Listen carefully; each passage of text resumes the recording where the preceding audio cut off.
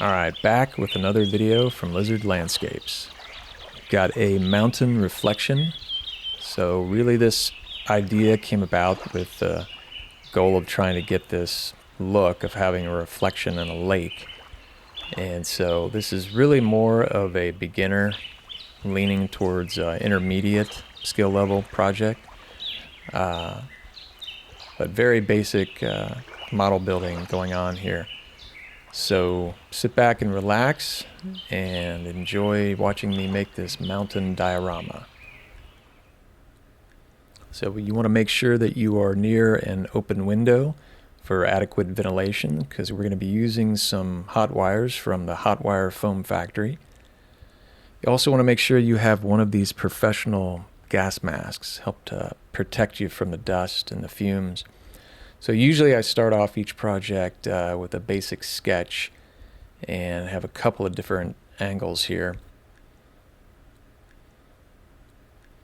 And so started off with 3 pieces of XPS styrofoam and have a flexible hot wire here. So this is being held together with just pins at this point. So there is no glue holding this together.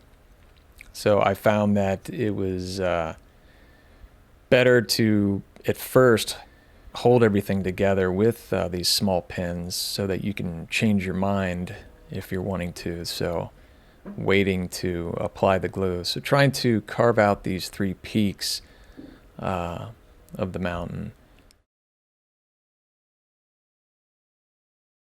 So also used a knife and occasionally a razor blade. But it was definitely easier. Some of the sections may have been impossible without the hot wire to get this effect. So removing the pins in that top piece, cutting away about a 1/4 inch to a 1/2 inch just to be able to move those 2 peaks closer together to try to get away from that. It was looking too symmetrical. So using the hot wire to create a little bit of texture there. And then once you're comfortable gluing on those pieces and then going back in with the hot wire, trying to really define the form and the shape of those ridges in the mountain. So this would have been possible, I guess, with a knife or a razor blade, but a lot easier with that hot wire. So another product, this is an adhesive that's really made specifically for foam, and it allows you to, in this case, build up some of the ridges and of course apply texture to it. So applying a layer of it and then with the knife or another tool creating a lot of texture. This will help you later in the painting stage when you're trying to apply that color and having the texture pull off some of what a dry brush would apply.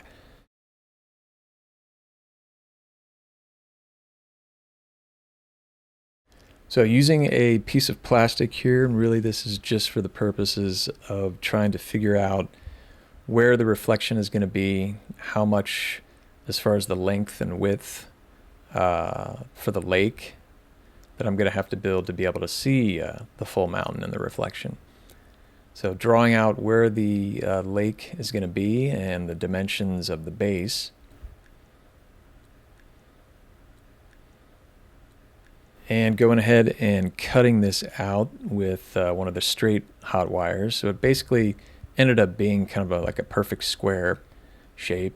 So carving out the lake feature and wound up carving about 1 inch deep, which was really kind of unnecessary. You could go a lot more shallow with this just to save on resin, and using some sandpaper to kind of smooth that out,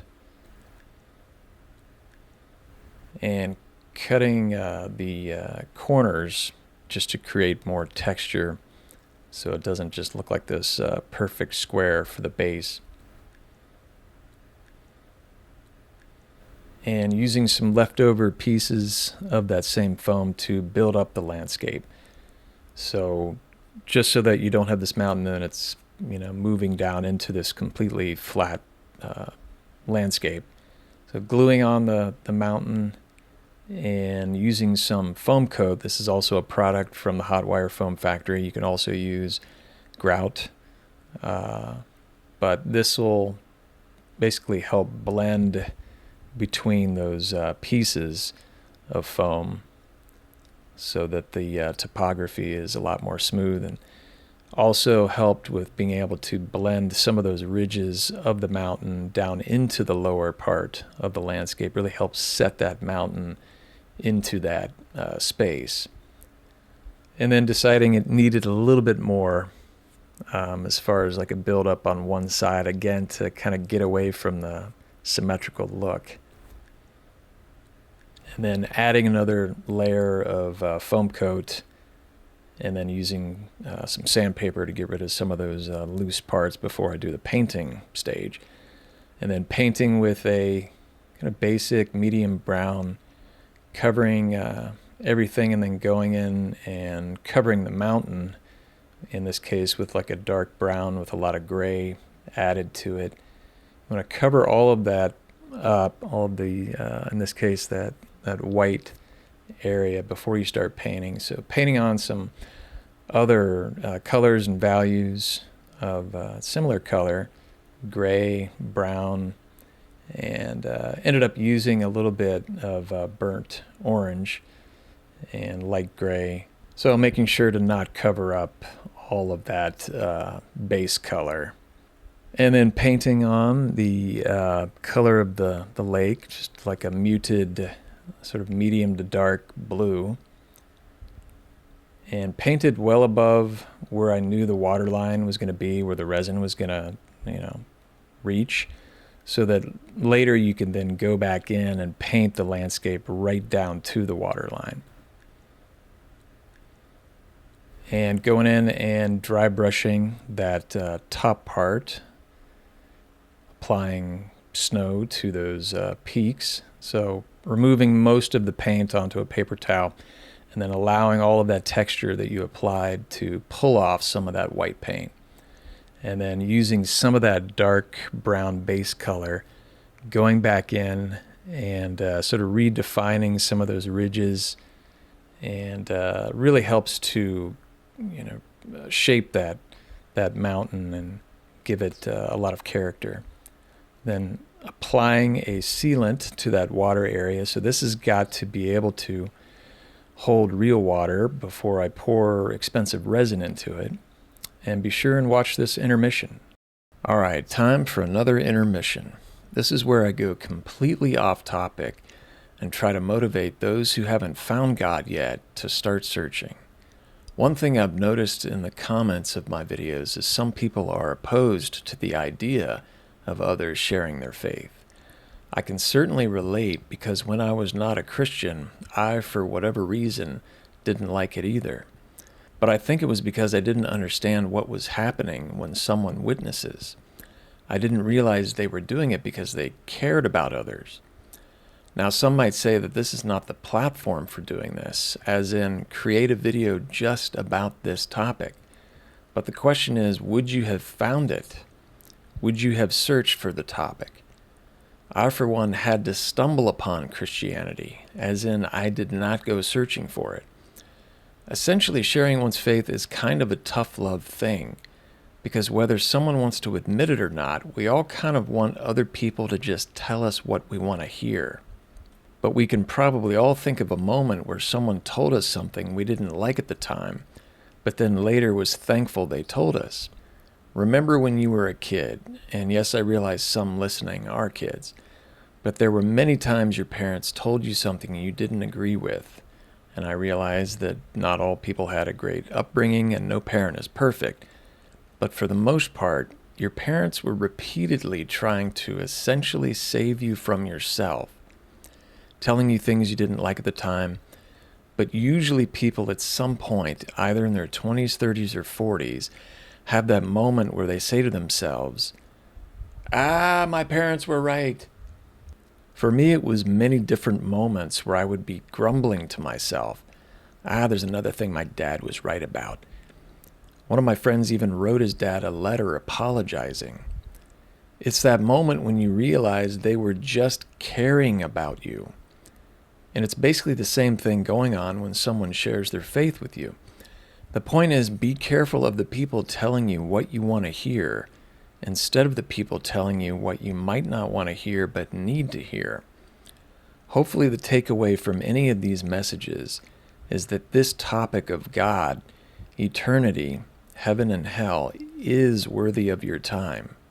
One reason in which I believe the Bible to be true is it has more manuscripts than any other ancient document.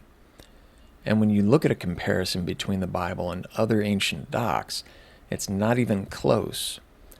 So basically the criteria that an historian would look at or go by in order to determine an event's validity and thus mark it down as history is overflowing in evidence concerning the Bible. As I've said in other videos, does this prove that the Bible is true and accurate beyond a shadow of a doubt? No, but it's awfully compelling. I realize people aren't necessarily going to become a believer from having listened to a short message like this. The point is really to motivate you to do your own research and to ultimately realize that this topic is worthy of your time. Check out all of the amazing testimonies online of people whose lives have been transformed from following Jesus Christ. Thanks for listening. All right, we're back. So applying some clear packing tape to some leftover cardstock. So this is a piece that is really just going to act as a barrier to be able to keep that resin into that lake feature. And then gluing that into, I've got some bottles of paint holding that flush up against the water feature, gluing that down. And then applying another layer of sealant just to make sure that we're not going to have any leaks. So I've got some paper towel down there, and I'm going to pour in some actual water to make sure that there aren't any leaks before I pour the resin. So there weren't any leaks. Let that sit for about 20 minutes, 30 minutes, and I'm going to carefully pour that into like a wide mouth container and then pour that into a measuring cup. And then just to make sure, pouring that back into the water feature.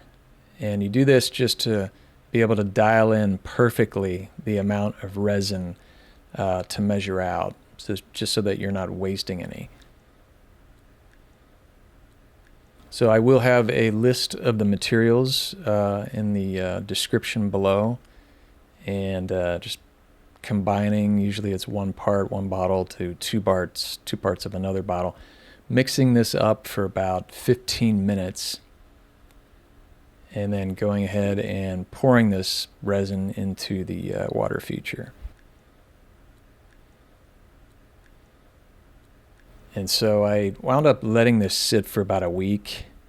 You don't have to let it sit that long. I just found something else to do for a week. And so after this was cured, removing that barrier, and found that there was quite a bit of resin and glue like coagulated on some of the sides. So removing that with a razor blade. And so here you can see the benefit of painting well above the water line with that dark blue, the color of the lake, because then you can go back after the resin has been poured and paint right up to the water. So I've got some ground cover here. This is something you can obviously buy at a model railroad store, but a lot of people make their own. You can use sawdust and combine it with acrylic paint and dry this out, spread it out, and then basically you're trying to sift this to create all of those small particles, putting that into a coffee grinder. And you can also use dead leaves, but yeah, combining pretty much any small particle with acrylic paint, drying it out, and applying it to your layout. So applying some sealant and then applying quite a few different layers of varying colors of this ground cover. So the scale is so small that, you know, those very small particles acting as grass. And then having it climb up some of the ridges about a quarter of the way up. And another thing that helps really set that mountain into that lower part of the landscape. Painting on some very thin ridges with the sealant and applying some different color, in this case dark brown, and applying some light sandstone, and really trying to just get that variation of color, which will just add more to the detail and the realistic look of that landscape. Applying some model railroad foliage for trees, and have a different type of product of model railroad foliage, gluing that into place just to vary the landscape. So have some of that same dark model railroad foliage, and just kind of pressing it between my fingers and then adding a little bit of sealant to that, and you can create like an evergreen tree. Look, this just adds to the complexity, you know, having different trees on your layout, so it's not just the exact same bush or tree. And adding some gravel, and this is such a small scale, those are actually in the scale of boulders. So here's how I did the sky, and this is really just for the purposes of photographing your diorama. It kind of looks a little ridiculous displaying it like this, but I did want some sort of in addition to the mountain reflecting into the lake, I wanted there to be sky and clouds. So creating basically a monochromatic scale here with dark blue moving at the top of the sky and then progressively getting lighter. And really what I should have used was an acrylic medium to be able to blend this perfectly. Didn't do that. Thought about that afterwards. So this would make this process a lot easier, combining all that paint with an acrylic medium. So here's how I did the clouds. Made sure that I was seeing what was actually going to be in the reflection with the mountain, because it's kind of a small area compared to the size of this backdrop. And all of those little white dots are representing where clouds need to be in order to be prominent with the mountain. And so with this white paint, I did add an acrylic medium to that and helped with this sort of finger painting in creating that kind of fluffy, transparent look to the clouds. So did add clouds to the entire backdrop, but it's really just a small portion in the center there that is that you're able to see in the reflection. So propping up the diorama there, really doing this to make sure that I don't have any of the sealant like dripping down onto the water feature, but gluing this all down, and it'll create a texture that you can later dry brush onto the trees and bushes to get a nice little variation of color, just another way of adding complexity to your landscape. And even adding a little bit of red, adding something like red or purple in this case, just to a small area, can really make the diorama pop. And with a pen, using acrylic white paint, just creating the suggestion of a water line, going back in with an X-Acto knife to remove some of that paint, just to make sure that this effect is really subtle. And going ahead and painting the border sort of a medium brown, and then going back in and dry brushing a darker brown just to give that border some texture. So there you have it, mountain reflection.